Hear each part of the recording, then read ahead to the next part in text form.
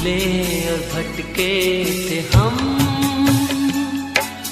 जाते तो जाते कहाँ, किसी ने बताया हमें यीशु मसीह है यहाँ। भूले और भटके थे हम, जाते तो जाते कहाँ, किसी ने बताया हमें यीशु मसीह है यहाँ।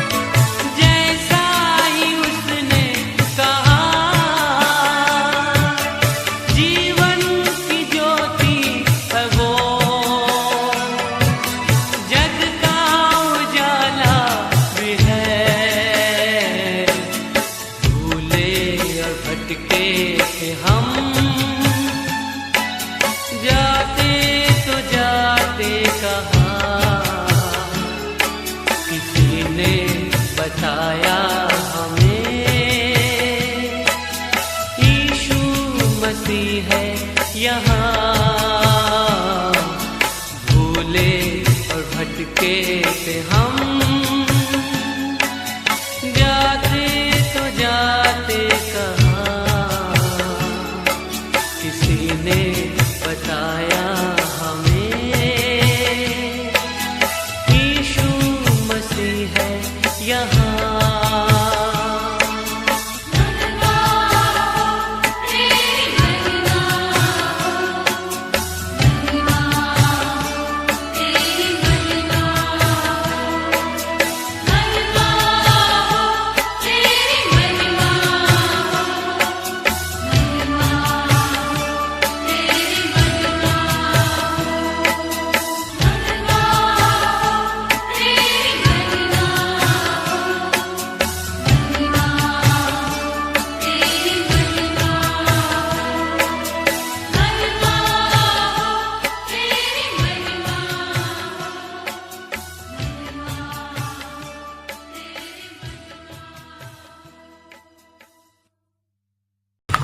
हेलो नमस्कार। प्रभु यीशु मसीह के मधुर नाम में आप सभी को प्रेमी सलाम। मैं परमेश्वर का धन्यवाद करता हूं कि आज उसने जीवित और जीतों की पृथ्वी पर रखा, और साथ ही साथ आप सभी का अभिनंदन और स्वागत जय यीशु मानव सेवा में।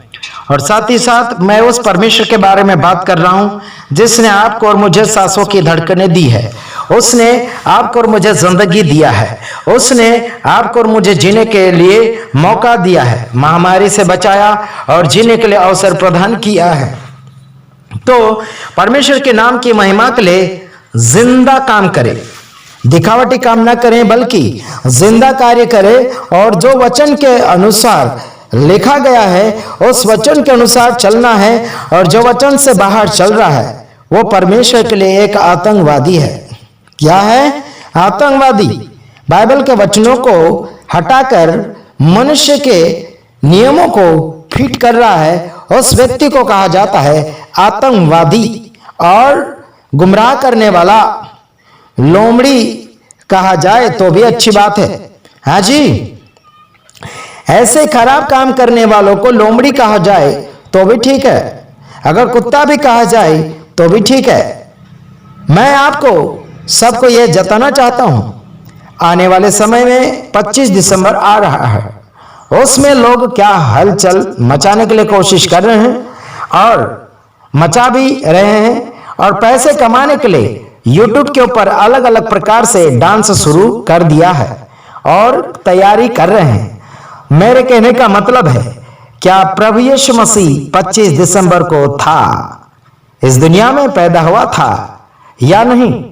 ये मुझे आप तारीख के साथ या फिर वचन के साथ अगर बता दें तो आपको 1 लाख रुपए इनाम दिया जाएगा। अगर वचन नहीं है तो लोगों को गलत रीति से सिखाने के लिए कोशिशें ना करें। मेरा विषय अलग है, मैं उस विषय पर आना चाहता हूं। परमेश्वर दयालु है, परमेश्वर अनुग्रहकारी है, परमेश्वर गुस्सा रखने वाला है। तो क्या उसकी दया को हम गलत चीजों में इस्तेमाल करें? क्या उसकी दया को हम अलग रीति से इस्तेमाल करें? जो है नहीं उसका हम नाम लें? बिल्कुल नहीं, जो है उसका नाम हम लेंगे। तो साथ ही साथ मैं आपको यह दर्शाना चाहता हूं, परमेश्वर ने जो कहा है उस बात को लोगों तक पहुंचाने के लिए कोशिश करना है। परमेश्वर ने जो बातें करी है उस बात को लोगों तक सुनाने के लिए, जाने के लिए कोशिशें करना है। कई बार लोग वहीं की वहीं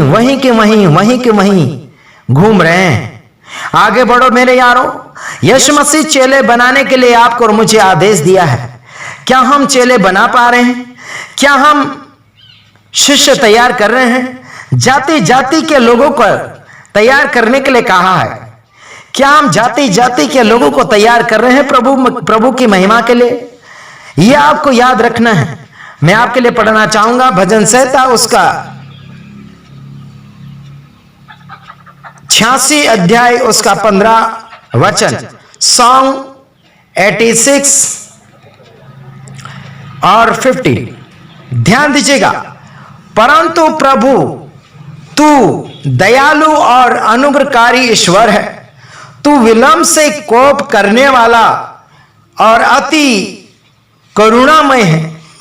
दाऊद राजा का कहने का मतलब यह है कि तू दयालु है और अनुग्रहकारी है, अच्छा काम करने वाला है, अच्छा दया करने वाला ईश्वर है। कौन है? ईश्वर है।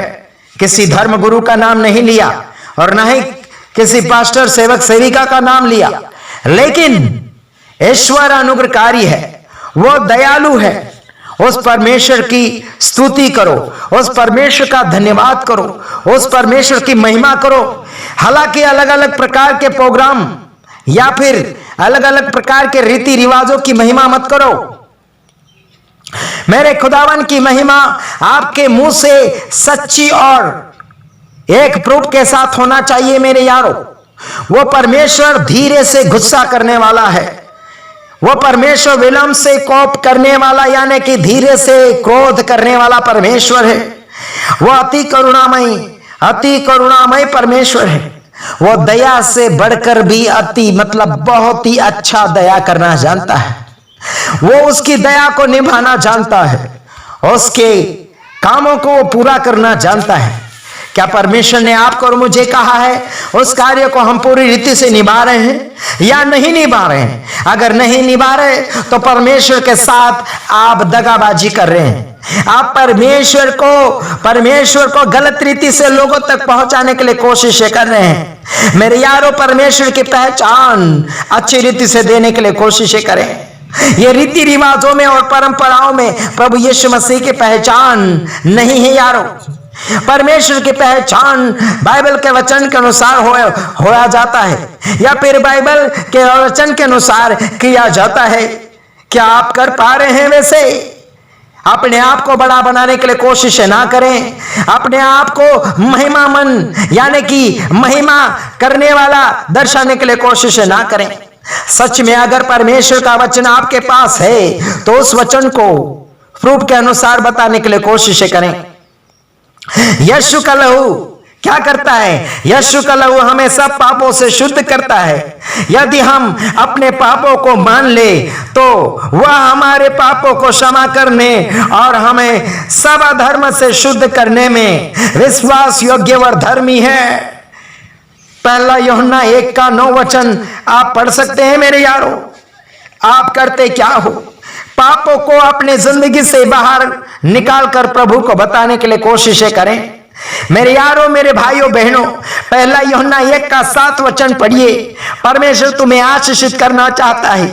जिंदगी को जिंदगी बनना सिखाओ। लोग जो करते चले आ रहे हैं उसके पीछे मत भिड़ो, उसके पीछे मत लगो। परंपराओं को लेते हुए स्वर्ग तक पहुंच नहीं पाओगे यारों। मेरी जिंदगी ऐसी थी जो परंपराओं को जुड़े हुए थी, लेकिन उस परंपराओं में जुड़ने के बावजूद भी जिंदगी खराब होते चले जा रही थी। लेकिन उन परंपराओं से जब हमने रिहाई ली, जब हमने ऐसे मनुष्य जाति के नियमों को छोड़ना शुरू किया, प्रभु यीशु मसीह में सक्सेसफुल होते चले गए। मेरी जिंदगी खुदावन के नाम की है।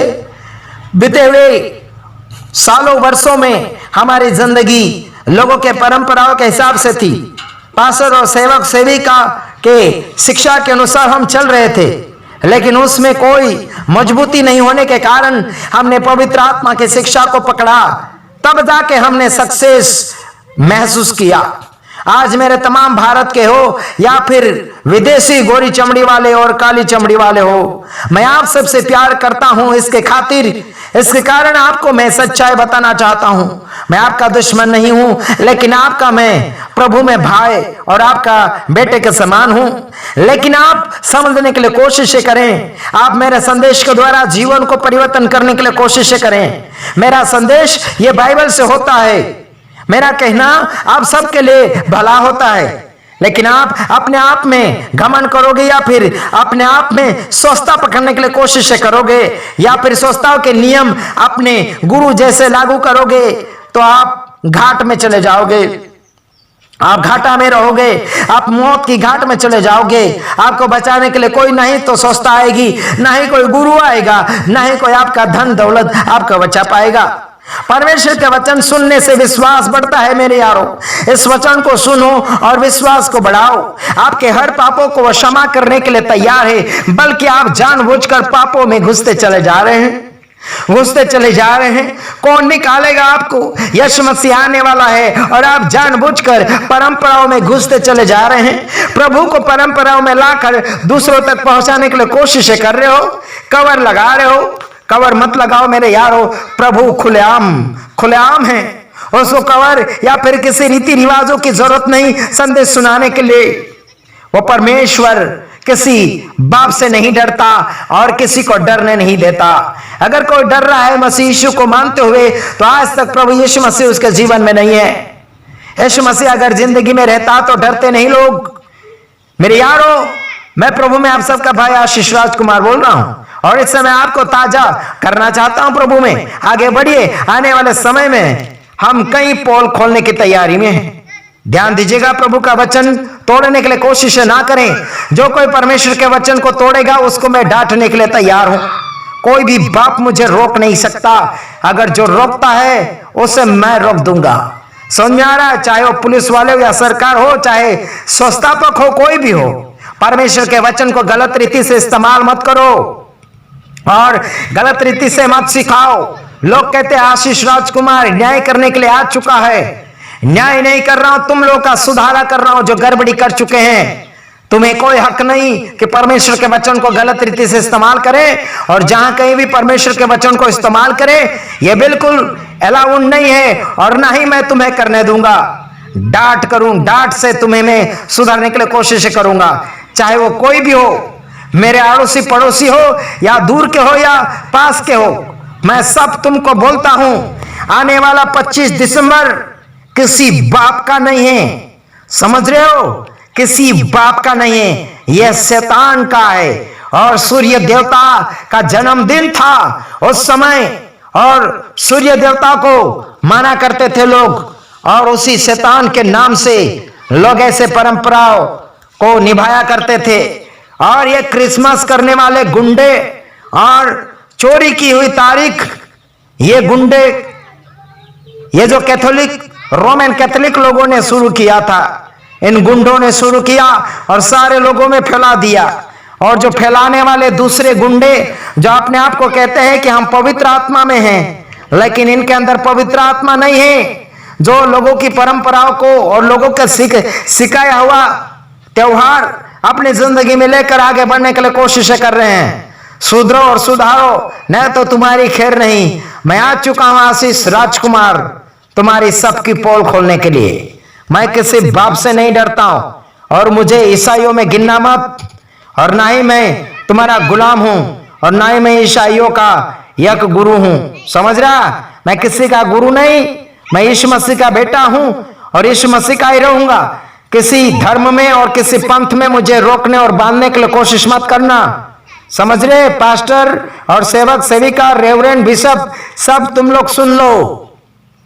मैं ऐसे सिखाया हुआ और अलग रीति से ऐसे प्रोग्राम चालू किए हुए रीति रिवाजों को मैं बिल्कुल नहीं मानता हूं। ध्यान से आगे बढ़ो, आपको करना है तो करो, नहीं करना है तो कोई बात नहीं, आगे बढ़ते रहिएगा। समझ में आ रहा है? और मैं आपका दुश्मन नहीं हूं। आपको लगेगा कि क्रिसमस का गलत रीति से ये कर रहा है, नहीं, आपको करना है तो अरे साल में 4-5 बार करो, मुझे क्या उससे पड़ी है ना? बाइबल में लिखा बढ़ाओगे घटाओगे तो तुम्हारा नाम जीवन की किताब से काट दिया जाएगा। हाँ, ध्यान रखना इतना, जीवन की किताब से अगर नाम कटवाना है तो बस करते रहो, जितने त्योहार आते सब करते रहो। मैं दूसरे वीडियो के साथ आ रहा हूं, तब तक के लिए नमस्कार, God bless you, good bye.